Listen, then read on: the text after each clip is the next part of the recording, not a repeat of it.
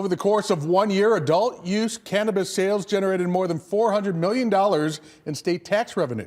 January will mark the 5-year anniversary of the legalization of adult use cannabis. WIFR reporter Alyssa Kelly talks with the mayor of Rockford and local dispensaries about its impact. When Illinois legalized adult use cannabis, the city of Rockford had a decision to make.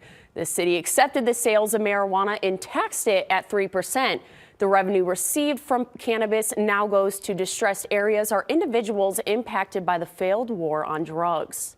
We've provided hundreds of thousands of dollars to local nonprofits, primarily nonprofits, to help individuals. January marks 5 years since the legalization of adult use cannabis in Illinois.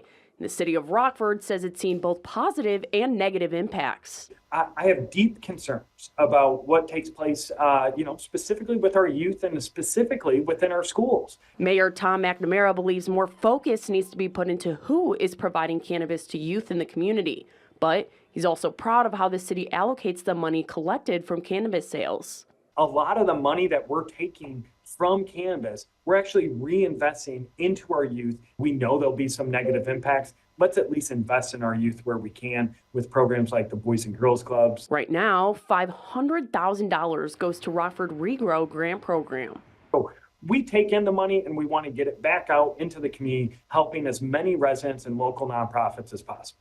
The general manager of Buckbee Weed Company, Lincoln Bias, says he's seen a lot of positives. Since opening in 2021, Buckbee is generating a lot of customer traffic for other businesses. Hardly any foot traffic in this block before the store opened.